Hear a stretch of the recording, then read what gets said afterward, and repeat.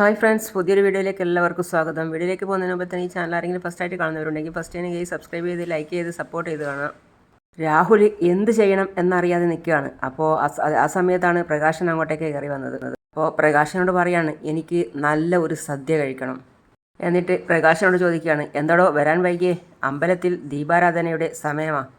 അർച്ചന കഴിച്ചു, ഇതാ പ്രസാദം. എനിക്ക് പ്രസാദമൊന്നും വേണ്ട. നീ ആർക്ക് വേണ്ടിയാണ് പ്രാർത്ഥിച്ചത്? നമുക്ക് വേണ്ടിയിട്ട്, പിന്നെ എൻ്റെ മോന് വേണ്ടിയിട്ടും. അവൻ ജയിലിൽ നിന്ന് എത്രയും പെട്ടെന്ന് തന്നെ ഇറങ്ങട്ടെ എന്ന് വേണ്ടിയിട്ട്.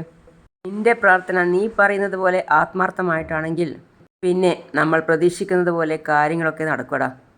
പിന്നെ രാഹുൽ പോക്കറ്റിൽ നിന്നും തോക്കെടുത്തിട്ട് പറയാണ്, നീ ഇത് കണ്ടോ? എത്ര കരുത്തനാണെങ്കിലും ഇതിൽ നിന്നും ഒരു വെടികൊണ്ടാൽ ഏത് പട്ടാളക്കാരനായാലും തീരുവടാ, ഏത് യോദ്ധാവും തീരും. രാഹുലിൻ്റെ ആ പരിഭ്രാന്തി കണ്ടിട്ട് പ്രകാശന് വിഷമാവുകയാണ്. എന്ത് ചെയ്യണം എന്നറിയാതെയാണ് പ്രകാശൻ ഇരിക്കുന്നത്. എന്നിട്ട് പറയാണ്, നീ ഇന്നാണല്ലേ കല്യാണി മോളെ കൊല്ലാൻ വേണ്ടി പ്ലാൻ ചെയ്ത ദിവസം? പ്രകാശൻ പെട്ടെന്ന് ഓർക്കാതെ അങ്ങ് പറഞ്ഞു പോയി. അതിനുശേഷം പറയാണ്, ഓ അയ്യോ സോറി, ഞാനങ്ങ് പറഞ്ഞു പോയി. പെട്ടെന്ന് സാറേന്നല്ല എടാന്ന് വിളിച്ചു പോയി. നീയെന്നോ നായെന്നോ എന്ത് വേണമെങ്കിലും വിളിച്ചോ, ചീത്ത വിളിച്ചാലും കുഴപ്പമില്ല. പക്ഷേ നീ ഇപ്പോൾ വേറൊരു കാര്യം പറഞ്ഞു, ഇന്നാണോ കല്യാണി മോളെ കൊല്ലാൻ തീരുമാനിച്ചതെന്ന്. പെട്ടെന്ന് രാഹുൽ ചോദിക്കുകയാണ്, അവൾ എന്ന് മുതലാടാ നിനക്ക് മോളായിട്ട് വന്നത്? രാഹുൽ കയ്യിലുണ്ടായിരുന്ന തോക്ക് നേരെ പ്രകാശന് ചൂണ്ടുകയാണ്. ചോദിച്ചത് കേട്ടില്ലേ, അവൾ എന്ന് മുതലാണ് നിനക്ക് മോളായിട്ട് തോന്നിയതെന്ന്? നീ അവളെ സ്നേഹിക്കുന്നുണ്ടെന്ന് എൻ്റെ മോള് ഉൾപ്പെടെ പലരും പറയുന്നുണ്ട്. അത് സത്യമാകുന്ന കാര്യമല്ലേ ഇപ്പം നിൻ്റെ നാവിൽ നിന്ന് തന്നെ വീണത്? പറയടാ. അടാ രാഹുലേ, അല്ല, അറിയാതെ പറഞ്ഞു പോയതാ. അറിയാതെ പോലും പറയാത്തവനായിരുന്നു നീ. ഇപ്പം നീ പറയുന്നുണ്ടെങ്കിൽ നിന്റെ ഉള്ളിൻ്റെ ഉള്ളിൽ അവളോട് സ്നേഹം തോന്നി എന്ന് വേണം കരുതാൻ. കൊല നടത്താനാണ് ഞാൻ പോകുന്നത്. അതിൻ്റെ റിഹേഴ്സൽ എന്ന വണ്ണം ഫസ്റ്റ് നിന്നെ ചുട്ട് കൊല്ലട്ടടാ ഞാൻ. എൻ്റെ രാഹുലെ, ഞാൻ പറയുന്നത് നീ ഒന്ന് കേൾക്ക്. ഞാൻ മോളെ എന്ന് വിളിക്കുമ്പോൾ ആരും തന്നെ എന്നെ സംശയിക്കില്ല. എന്നാലല്ലേ അവരൊക്കെ വിശ്വസിക്കൂ ഞാനും മോളും തമ്മിൽ ഇഷ്ടത്തിലാണെന്ന്. ഞാൻ കാദംബരി മോളെയും കാർത്തിക മോളെയും അങ്ങനെ വിളിക്കുന്നതിൻ്റെ കൂട്ടത്തിൽ കല്യാണി മോളെന്ന് വിളിച്ചു. അങ്ങനെ അഭിനയിച്ച് യഥാർത്ഥത്തിൽ അല്ല, അറിയാതെ വിളി വന്നു പോയതാ. അല്ലാതെ ഞാൻ ശരിക്കും അങ്ങനെ വിളിച്ചതല്ലടാ. അങ്ങനെയെങ്കിൽ കുഴപ്പമില്ല. അല്ലാതെ കിരണിനെയും കല്യാണിയെയും സേനയും എൻ്റെ പെങ്ങൾ എന്ന് പറയുന്ന ആ എട്ടുകാലിയെയും ആരെങ്കിലും സ്നേഹിച്ചാൽ അവരൊക്കെ എൻ്റെ ശത്രുക്കളാണ്. വിടാ, ടെൻഷൻ വിട്. നീ വെറുതെ എന്നെ ഇങ്ങനെ തെറ്റിദ്ധരിക്കല്ലേ. നീ പറ, എങ്ങോട്ടാ പോകേണ്ടതെന്ന് പറഞ്ഞാൽ ഞാനും വരാം നിൻ്റെ കൂടെ തന്നെ. നിന്നെ പൂർണ്ണമായി അങ്ങനെ വിശ്വസിക്കാനൊന്നും എനിക്ക് പറ്റില്ല, രാഹുൽ പറയാം. പിന്നെ എനിക്ക് ഇന്നത്തെ ദിവസം എന്തെങ്കിലും സംഭവിക്കും എന്നുള്ള കാര്യം ഉറപ്പാണ്. അങ്ങനെയെങ്കിൽ 2 ദിവസം നല്ല കൂട്ട് കഴിക്കണം എന്ന് കരുതി നിന്നെ കൂടെ കൂട്ടിയത്. ഇതാ അതിനുള്ള നക്കാപ്പിച്ച ഇത് നീ കയ്യിൽ വെച്ചോ. പിന്നെ 1 മാസത്തെ റെൻ്റ് ഞാൻ ഈ വീടിന് കൊടുത്തിട്ടുണ്ട്. ചേരിയിലുള്ള ഒരു ഗുണ്ടയുടെ വീടാണിത്. അവരോട് ഞാൻ പറഞ്ഞിട്ടുണ്ട് നീ ഇവിടെയുള്ള കാര്യം. അതുകൊണ്ട് ഒരു മടിയും കൂടാതെ ഒരു 10-25 ദിവസം നിനക്ക് ഇവിടെ തന്നെ താമസിക്കാം. നിന്റെ മോൻ പരോളിൽ വരികയാണെങ്കിൽ അവനെയും കൂടി ഇവിടെ തന്നെ താമസിപ്പിക്കാം. ഇങ്ങോട്ടൊന്നും ആരും ആരെയും തിരഞ്ഞു വരില്ല. ഈ ഏരിയ അങ്ങനെ ഒരു ഏരിയ ആണ്. പിന്നെ നിനക്കിപ്പോൾ തന്ന തുകയുണ്ടല്ലോ, നിന്റെ ഇപ്പോഴത്തെ ജീവിത രീതി അനുസരിച്ച് ഒരു 1.5 മാസത്തേക്ക് പോകാനുള്ള പലിശയുണ്ട്. പക്ഷേ ഏതെങ്കിലും തരത്തിൽ നീ എന്നെ ചതിച്ചു എന്ന് ഞാൻ അറിഞ്ഞാൽ ഇതിലുള്ള ബുള്ളറ്റ് നിന്റെ തലമണ്ട അടിച്ചു പൊട്ടിക്കും. അറിയാമോ നിനക്ക്? ഇല്ല രാഹുലെ, ഇല്ല. അതും പറഞ്ഞ് രാഹുൽ പോയതിനു ശേഷം പ്രകാശൻ്റെ കയ്യിൽ കൊടുത്ത പൈസ പ്രകാശൻ ചുരുട്ടിത്തറയിലേക്ക് എറിഞ്ഞു. പിന്നെ കല്യാണിയുടെ വീട്ടിൽ കല്യാണിയുടെ അവസ്ഥ മനസ്സിലാക്കി എല്ലാവരും വിഷമത്തോടെ നിൽക്കുകയാണ്. രൂപയും ദീപയും ഒക്കെ. കല്യാണി പറയാണ്, ഇനി അച്ഛനും അമ്മയും പോയിക്കോ, ഇവിടെ എല്ലാം അറേഞ്ച് ചെയ്തിട്ടുണ്ടല്ലോ. പിന്നെ കിരണേട്ടനാണെങ്കിൽ അവരുമായിട്ടൊക്കെ സംസാരിച്ചുകൊണ്ടിരിക്കുകയാണ്. ഇങ്ങനെ അച്ഛനും അമ്മയും എനിക്ക് കൂട്ടിരിക്കണ്ട. രൂപ പറയാണ്, ഇതാരോ ഭയപ്പെടുത്താൻ നമ്മളെ മനഃപൂർവ്വം ചെയ്തു തന്നെയാണ്. അപ്പോൾ അത് കേട്ടിട്ട് സേനം പറയാണ്, ആ അതെ, പക്ഷേ നമ്മൾ അലംഭാവം കാണിക്കാൻ പാടില്ലല്ലോ മോളെ. ആ അതെ, പ്രകാശനൊക്കെ നമ്മൾ കരുതുന്നത് പോലെ അത്ര നിസ്സാരക്കാരനായിട്ട് തള്ളിക്കളയാനൊന്നും പറ്റില്ല. അവനല്ല അന്ന് കാറിൻ്റെ ബ്രേക്ക് കളഞ്ഞത് എന്ന് നമ്മളെല്ലാം വിശ്വസിക്കുന്നുണ്ടെങ്കിലും അവനതിൽ പങ്കുണ്ടോയെന്നും പറയാൻ പറ്റില്ല. അല്ലെങ്കിൽ പ്രകാശൻ വന്ന് കിടന്ന ദിവസം തന്നെ അത് സംഭവിക്കില്ലല്ലോ രൂപ. അതുപോലെ വേറൊരുത്തനും ഉണ്ടല്ലോ, എൻ്റെ ആങ്ങള. അവരെല്ലാവരും ഇപ്പോൾ പുറത്തുണ്ട്. അപ്പോൾ സേനം പറയാണ്, എന്ന് മാത്രമല്ല രാഹുലിനൊപ്പം തന്നെയാണ് പ്രകാശനുള്ളതെന്ന് എനിക്ക് ചില ന്യൂസൊക്കെ കിട്ടിയിട്ടുണ്ട്.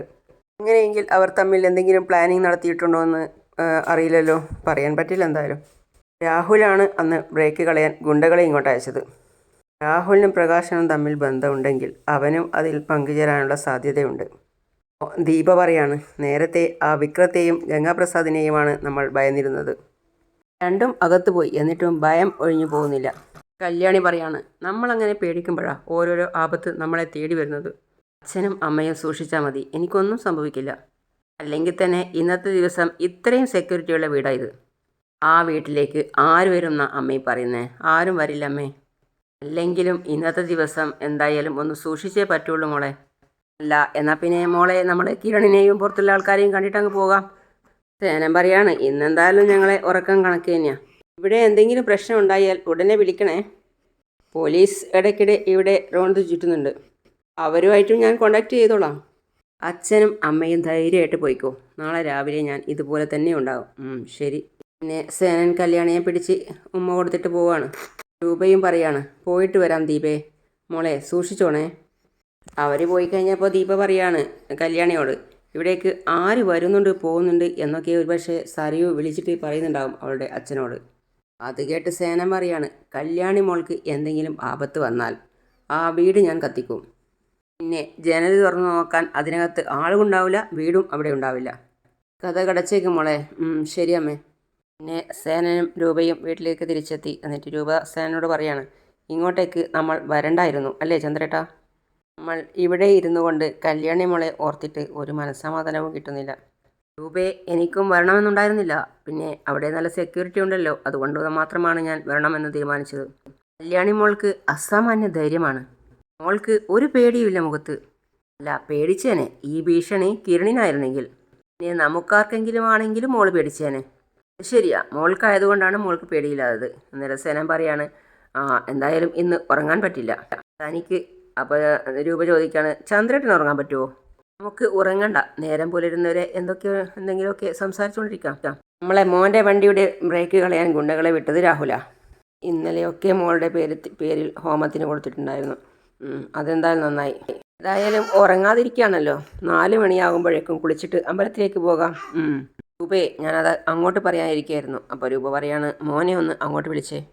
അപ്പോൾ രാഹുലിനെ കിരണിനെ വിളിച്ചിട്ട് കിട്ടുന്നില്ല. എന്താ, അവൻ്റെ ഫോൺ സ്വിച്ച് ഓഫ് ആണല്ലോ. ഈ സമയത്ത് അവൻ എന്തിനാണ് ഫോൺ സ്വിച്ച് ഓഫ് ആക്കി വെച്ചിരിക്കുന്നത്? ഞാൻ കല്യാണി മോളെ ഒന്ന് വിളിക്കാം. മോളെ ഫോൺ റിങ് ചെയ്യുന്നുണ്ട്. ഹലോ അച്ഛാ. മോളെ. കല്യാണി, കിരൺ എവിടെയാ? കിരണേട്ടൻ പുറത്ത് തന്നെയാ. ഓ ശരി ശരി ശരി മോളെ. താനെന്തിനാ വിഷമിക്കുന്നേ? അവൻ പുറത്ത് തന്നെയുണ്ട്. കല്യാണിയെ കൊല്ലുമെന്നാ ഭീഷണി വന്നിരിക്കുന്നത്. എന്ന് വെച്ച് കിരണിനെ ആരും കൊല്ലാതിരിക്കുന്നില്ല. അതുകൊണ്ട് അവനെ വിളിക്കുമ്പോൾ എടുക്കാത്തത് കൊണ്ട് അതിലൊരു പേടി തോന്നാതില്ല. ഒന്നും സംഭവിക്കില്ലെന്നേ. രൂപയുടെ പ്രയാസം കണ്ട് സേനൻ പറയാണ്, താനൊരു കാര്യം ചെയ്യും, എനിക്ക് മരുന്ന് കഴിക്കാനുള്ളതല്ലേ, ഫ്ലാസ്കിൽ കുറച്ച് വെള്ളം എടുത്തുകൊണ്ട് വാ. ശരി ചന്ദ്രേട്ടാ. പിന്നെ മോനെങ്ങാനും വിളിക്കുകയാണെങ്കിൽ താൻ സംസാരിക്കും. പിന്നെ സേനൻ നേരെ മുകളിലേക്ക് പോയി. രൂപ നേരെ അടുക്കളയിലേക്കും. പെട്ടെന്നായിരുന്നു ഒരു വെടിയുടെ ശബ്ദം കേട്ടത്. രൂപ കയ്യിൽ നിന്നും ഫ്ലാസ്ക് താഴെയിട്ട് മുകളിലേക്ക് ഓടുകയാണ്. സേനനൊന്നും പറ്റിയില്ല. സേന അവിടെ നിൽക്കുകയാണ്. അപ്പോൾ രൂപ വന്നിട്ട് പറയാണ്, എൻ്റെ നല്ല ജീവൻ അങ്ങ് പോയി. എന്താ സംഭവിച്ചത് എന്താണെന്ന് അമ്മയ്ക്ക് കണ്ടൂടെ? അവിടെ കിരണും ഉണ്ടായിരുന്നു. തോക്കുമായി അവിടെ രാഹുൽ തറയിൽ വീണ് കിടക്കുകയാണ്. ഒരു സമയത്ത് അമ്മയുടെ എല്ലാമായിരുന്നവനാണ് ഇവിടെ കിടക്കുന്നത്. ഇപ്പോൾ വേണമെങ്കിൽ നമുക്ക് ഇയാളെ കൊല്ലാം. അപ്പോൾ സേനൻ പറയാണ്, വേണ്ട, ഒരിക്കലും നീ ഒരു കൊലപാതകിയാകാൻ പാടില്ല. നമുക്കാർക്കും അങ്ങനെ ഒരു പേര് വീഴാനും പാടില്ല. സേനൻ ഒരു പാത്രത്തിൽ വെള്ളം കൊണ്ടുവന്ന് രാഹുലിൻ്റെ മുഖത്ത് തളിച്ചു കൊടുക്കുകയാണ്. എടാ എണീക്കടാ. രൂപയോട് പറയാണ്, ഒരു തുണിയും എടുക്ക്, കൊണ്ടുവാ ഇങ്ങോട്ട് എന്ന് പറഞ്ഞ് രൂപയുടെ കയ്യിൽ നിന്നും ആ തുണി വാങ്ങി രാഹുലിൻ്റെ നെറ്റി, അതായത് വെടികൊണ്ട ഭാഗം കെട്ടുകയാണ്.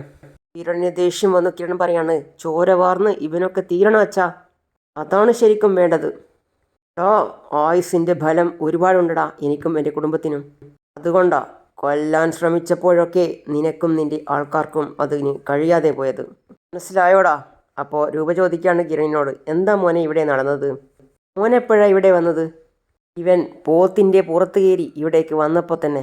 അച്ഛനും അറിയില്ല ഞാൻ എപ്പോഴാണ് ഇവിടെ വന്നതെന്ന്. ഈ ബഗാസുരനും അറിയില്ല. എന്നാൽ എല്ലാം അറിയുന്ന ഒരാളുണ്ടായിരുന്നു, ഇന്നലെ വരെ നമ്മൾ വെറുത്തിരുന്ന ഒരാൾ. എന്നെ കാണിക്കുന്നത് പ്രകാശനെയാണ്. പ്രകാശൻ, അതായത് രാഹുൽ കൊടുത്ത പൈസയൊക്കെ ചുരുട്ടിച്ചാടിയിട്ട് ഒരു ഓട്ടോയ്ക്ക് വേണ്ടി കാത്തിരിക്കുകയാണ്. എടോ ഒന്ന് നിർത്തണേ, അത്യാവശ്യമായി ഒരു സ്ഥലം വരെ പോകണം. കയറിക്കോ. പ്രകാശൻ അതിൽ കയറി. പ്രകാശൻ ആ ഓട്ടോക്കാരനോട് പറയാണ്, മോനെ കുറച്ച് സ്പീഡിൽ വിട്. ആ ശരി, കുറച്ചുകൂടെ സ്പീഡിൽ വിട്. ഇത്രയേ ഉള്ളൂ മാക്സിമം സ്പീഡ്. കൺട്രോൾ ഇല്ലാതെ ചെന്ന് ആരുടെയെങ്കിലും നെഞ്ചത്ത് കയറിയാൽ ചേട്ടൻ കാണുമോ അതിന് പരിഹാരം? ഓട്ടോക്കാരൻ പ്രകാശനോട് ചൂടാവാണ്. മോനെ ദാ ആ കാണുന്ന കാറുണ്ടല്ലോ, അതിന് പിന്നാലെ വിട്ടോ. അത് രാഹുലിൻ്റെ കാറായിരുന്നു. പ്രകാശൻ വണ്ടിയിൽ നിന്നും പറയാണ്, എൻ്റെ കല്യാണി മോളെയാണല്ലോ ഇവൻ ടാർഗറ്റ് ചെയ്യുന്നത്. പിന്നെ എന്തിനാ ഇവൻ ഈ റൂട്ടിലേക്ക് പോകുന്നത്? ഒരിടത്ത് എത്തിയതിന് ശേഷം രാഹുൽ മനസ്സിൽ ചിന്തിക്കുകയാണ്, ഇവിടെ നിർത്തുന്നതാണ് നല്ലത്. എൻ്റെ കാറ് ആരും കാണണ്ട. ഓട്ടോയും അതിന് സൈഡായിട്ട് അരികിൽ കൊണ്ടുവന്ന് നിർത്തി. രാഹുൽ കാറിൽ നിന്നും ഇറങ്ങിയിട്ട് മെല്ലെ നടന്ന് നീങ്ങുന്നത് പ്രകാശൻ ഒളിഞ്ഞു നിന്ന് നോക്കുകയാണ്. അങ്ങനെയാണ് ഇന്നത്തെ ഭാഗം അവസാനിക്കുന്നത്. അപ്പോൾ അടുത്ത പുതിയ വിശേഷമായിട്ട് വീണ്ടും കാണാം. അതുവരെ ഈ ചാനൽ സബ്സ്ക്രൈബ് ചെയ്യാതെ ആരെങ്കിലും കാണുന്നുണ്ടെങ്കിൽ പെട്ടെന്ന് തന്നെ സബ്സ്ക്രൈബ് ചെയ്ത് ലൈക്ക് ചെയ്ത് സപ്പോർട്ട് ചെയ്ത് കാണാം. ഫീഡ്ബാക്ക് എന്താണെങ്കിലും അറിയിക്കാം. അപ്പോൾ അടുത്ത പുതിയ വിശേഷമായി വരുന്നതായിരിക്കും. See you all.